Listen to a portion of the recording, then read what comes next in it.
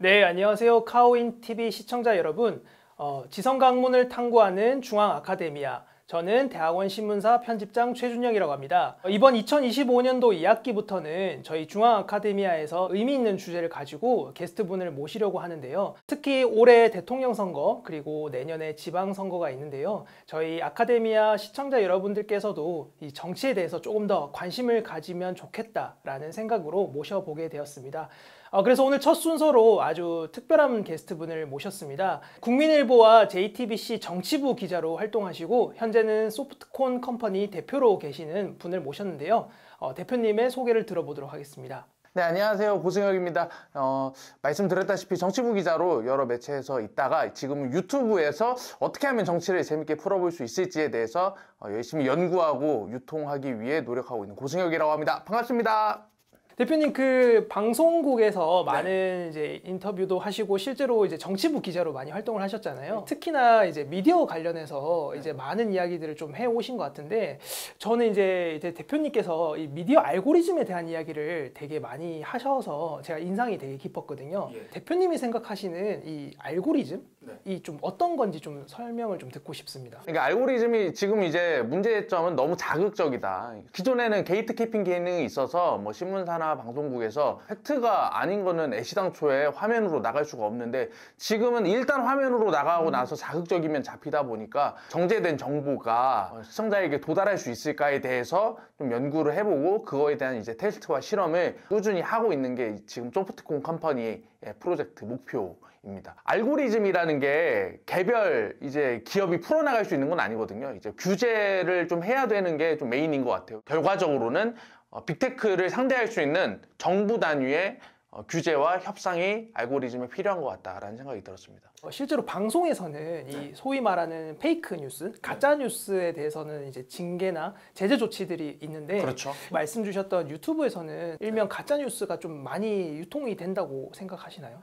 많이 유통되죠. 엄청 많이 유통되는 데다가 내 진영에 유리한 가짜뉴스를 마구마구 퍼뜨리면 성공하는 게 이 유튜브의 공식이거든요. 근데 지금 가짜뉴스란 이유로 처벌을 받거나 뭐 제재를 받은 경우는 없거든요. 가짜뉴스를 안 할 이유가 없는 거예요. 왜냐면 가짜뉴스를 하면 나한테 사람들이 돈을 줘. 근데 확실하지 않은 거를 확실하지 않다고 말하면 사람들은 욕해요. 왜 저렇게 확실하다고 말하는 유튜버가 있는데 왜 팩트를 체크하는 사람들은 이거 애매하니까 애매합니다 라고 얘기하면 기자들이 그것도 몰라? 라는 소리를 들어요. 사실관계를 확인하는 게 그렇게 사람들이 생각하는 만큼 일도양단 되지 않거든요. 대표님이 보시기에 어떤 부분을 보면 이 사람은 좀 가짜일 확률이 높다 이렇게 좀 이렇게 보시나요? 확실하게 말하는 사람들은 가짜예요. 특히 정치 파트는 그렇습니다. 확실한 게 없어요. 근데 자기가 다 안다는 듯이 말하는 정치 평론가들도 있고 유튜버들도 있고 심지어 일부 기자들도 자기가 다 안다는 듯이 말하는 사람들이 있어요. 근데 그런 분들이 어떻게 보면 거짓이라고 볼 수 있고, 중요한 거는 과거에 가짜뉴스를 유포해가지고 경제적 이득을 많이 받는지 여부를 체크해보는 것도 좋은 것 같아요. 그 말씀처럼 뭐 다른 측에 계신 분들이 이제 돈을 받고 방송을 하시잖아요. 그 시청자분들의 입맛에 맞는 발언을 해줄수록 더 열광을 하는 것 같거든요. 그러다 보니까 점점점 그 극단으로 가는데, 아까 저 처음에 이야기 드렸던 이 알고리즘이랑 이 극단적인 것과 좀 많은 상관관계가 있을까요? 그렇죠. 이게 결과적으로는 그 메이저 언론의 문제는 기업을 제대로 견제를 못해요. 왜냐면 기업 광고를 받고 움직이기 때문에 기업을 견제하는 게 굉장히 어렵거든요. 오히려 정치 분야에서는 마음대로 얘기할 수 있어요. 그런데 이제 대형 유튜버들은 반대예요. 기업은 마음대로 겨냥해요. 그런데 반대로 정치적인 이슈를 명확하게 전달을 못해요. 정치 팬덤한테 돈을 받기 때문에 정치 팬덤의 의견에 어긋나는 얘기를 못하거든요. 그러니까 구조가 기존 미디어와 유튜버 사이에 차이가 있다. 유튜버들 같은 경우에는 알고리즘에 노출돼야 자기가 돈을 많이 버는 구조고, 구글 같은 경우에도 사람들이 영상을 많이 봐야 구글이 돈을 많이 버는 구조이기 때문에 결과적으로 이제 극단적 팬덤 정치와 극단적 알고리즘이 서로 상승작용을 일으키는 상황이 된 거예요. 옛날에는 TV나 뭐 신문에 나오면 그게 진짜잖아 하고 논쟁을 종결할 수 있었거든요. 서로가 이해하는 공통의 기반이 있었는데, 지금은 각자 다른 유튜브를 보니까 나는 이거 봤는데 아니야 내 유튜브에는 이거 뜨던데 이렇게 서로 다른 정보를 가지고 이야기를 하게 돼 있어요. 그런데 그게 왜곡된 정보일 경우에 서로 소통이 안 되겠죠. 그래서 이제 양극단 팬덤 정치와 알고리즘이 정보화 사회가 되면 사람의 소통이 더 잘 될 줄 알았는데 오히려 소통을 못하게 하고 관계를 단절하게 되는 효과를 낳았다, 이렇게 생각이 듭니다.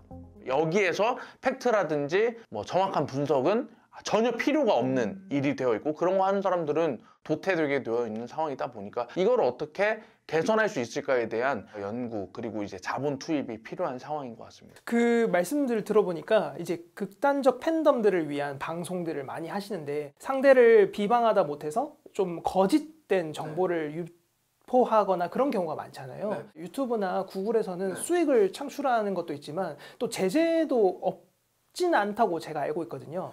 작동을 아예 안 한다고 보면 되죠. 제재를 할 이유가 구글에선 없어요. 왜냐면 우리 구글, 우리 유튜브 모회사에 돈을 많이 갖다 주는 양질의 컨텐츠인데 그걸 규제할 이유가 전혀 없다라는 거죠. 그러면 이제 뭐 유명 유튜버나 뭐 유명 방송인이 자기가 방송하는 게 이제 정지를 먹었다. 혹시 그런 방송의 제재는 어떨 때 주로 그렇게 생기는 걸까요? 그러니까 뒷광고라든지 뭐 상업적으로 이제 문제가 되는 것들, 이 주로 노란 딱지가 많이 붙고요. 선정적인 것들, 정치적 이슈에 있어서는 사실 뭐가 옳고 그르고를 구글이 판단할 수도 없어요. 그리고 지금은 거짓 같아도 나중에 진실로 드러나는 것들도 많기 때문에 지금 가짜뉴스인 것 같다라고 해서 바로 제재하는 것도 쉽지 않은 상황이기 때문에 아무래도 구글 같은 경우는 전 세계를 대상으로 사업을 하잖아요. 근데 뭐 모잠비크부터 대한민국의 정치 상황을 다 균형 있게 분석해가지고 사실인지 아닌지를 구글이 가려내길 바라는 것도 말이 안 되는 것 같고, 그러면 한국 구글에 대해서 한국 구글을 관장하고 있는 대한민국 정부가 어떤 알고리즘을 어떻게 필터링하는 것을 원하는지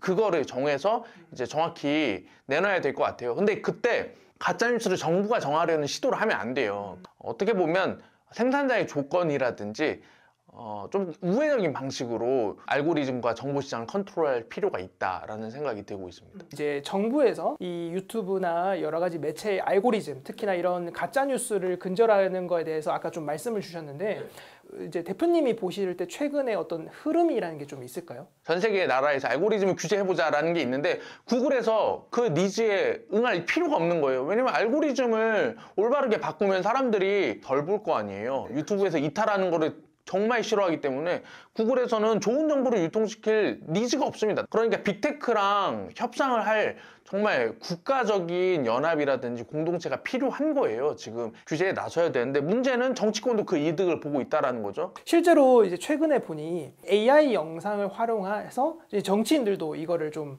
본인들을 홍보하거나 이렇게 하더라고요. 그리고 AR 기술이 정말 정교해지면서 이게 자칫 보면 진짜인가 가짜인가 주의를 가지지 않고 그냥 보면 믿을 수밖에 없겠다라고 생각이 들었는데요.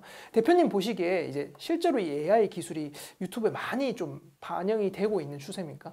그렇죠. AI로 이제 유튜브 많이 만들어지고 있는데 이거는 조금 더 심플한 것 같아요. 우리가 오보라든지 가짜 정보는 의도성을 가졌는지를 파악하기가 어렵기 때문에 처벌이 어렵거든요. 그러니까 AI 영상 같은 경우에는 의도성이 분명하잖아요. AI 영상을 만든 사람이 가짜 영상을 프롬프트로 쳐서 만들었기 때문에 여기는 처벌이 엄청 쉬워요. 가려내는 것만 성공한다면 풀기 쉬울 수 있다. 그런 것이 아니라 분석의 틀을 달고 아니면 내가 취재해봤는데 내가 들어봤는데 틀을 달고 나오는 전원 형식의 가짜뉴스 정보들이 문제를 일으키고 있다고 봅니다. 추가적으로 여쭤보고 싶은 게 이 알고리즘이라는 이 편향성이 최근 들어서 이 젊은 세대, 특히 이제 우리 학생들 분들도 많은 영향을 좀 받는 것 같은데 혹시 이 부분에 대해서 좀 하시고 싶은 이야기는 없으실까요? 고등학교 교육에 심각한 문제가 있어요. 저는 세 개가 없다고 보거든요. 금융 없고 노동 없고 미디어 리터러시가 없어요. 그 중에 이제 저는 이제 미디어 관련해서 일을 하고 있으니까 미디어 관련해서 왜곡 없이 보는 법들을 되게 좀 잘 살펴봐야 돼요. 전통적인 미디어를 활용해서 팩트를 체크하는 것이 현재로서는 가장 안전한 길이다라고 말씀드릴 수밖에 없는 것 같아요. 가령 제가 신문사에 있을 때는 제가 글을 쓰면 10명이 봐요. 한 8단계에서 보고 가거든요. 근데 이 중에서 그래픽 디자인 하시는 분이 오보를 잡아낸 적도 있어요. 근데 이런 8번, 9번을 보고 나가는 신문이라든지 이런 매체와 다르게 유튜브는 그냥 뇌피셜로 바로 나가거든요. 문제는 전통적으로 열심히 이렇게 게이트키핑 하는 매체들은 돈을 못 벌어요. 사람 많이 쓰는 거잖아요. 거지가 되거든요. 가령 이제 신문사들이 교열을 없애기 시작했어요. 거기에다 요새는 인터넷으로 신문 유통하잖아요. 그러면 부장 데스크 보고 하지 말고 그냥 바로 쓰라는 데도 있어요. 그러면 유튜버랑 똑같아지는 거예요. 그러니까 전통적인 미디어가 유튜버처럼 돼가는데 세상이 일조하고 있는 거예요. 그러니까 팩트에는 더욱 안 좋은 세상이 돼가고 있는 거죠. 팩트라는 거는 사람이 일일이 보고 손으로 이렇게 검수해야 되는 어떻게 보면 수작업 같은 개념이거든요. 그런데 AI 발달로 인해서 할루미네이션 효과가 있잖아요. 뭐 이런 걸 통해서 정보가 오히려 왜곡되고 조작되는 경향성을 보이고 있고, 실제로 사람이 확인한 정보의 가치가 떨어짐으로 점점 사람들이 팩트라든지 정제된 정보가 아니라 어떻게 보면 재미와 흥미 위주로 이렇게 흘러가는 것 같아서 그런 정보의 가치가 조금 왜곡되고 있다, 이렇게 생각이 되고 있습니다. 그러면 이제 시청자로서 이 편향성에 대해서 좀 대응할 수 있는 어떤 방법은 좀 있을까요? 이거 되게 어떻게 보면 그 AI의 비극인데, 빅테크에 대항할 수 있는 방법이 없다. 방법을 찾아보려고 제가 노력을 했는데 아무리 해도 개별자는 알고리즘을 이길 수 없다. 환경, 기후위기에 대응하듯이 약간 초국가적인 부분으로 이렇게 AI라든지 알고리즘을 접근해야 되는 게 가장 현실적인 방법인 것 같습니다. 팩트를 구분하는 가장 좋은 방법을 보라고 하면 엄청 전통적으로 미디어 리터러시 가져가야 돼요. 특히 네이버 검색하면요, 지면 보기가 따로 있어요. 네네. 지면 보기에 나왔는데 10대 일간지에 있다. 그럼 다 팩트라고 보시면 돼요. 기자들이 전부 전화해가지고 귀로 확인한 거라고 맹신하셔도 됩니다. 정말 좋은 꿀팁인 것 같습니다. 실제로 이렇게 말씀하셨던 지면 보기를 통해서 이제 양쪽을 다 보면 좀 균형 잡힌 시각이 될 것 같은데, 자, 그러면 유튜브에서도 한번 영상을 시청하면 시청 기록으로 인해서 이 유튜브 알고리즘으로 연관된 영상들이 계속 이제 추천이 되잖아요. 그렇죠.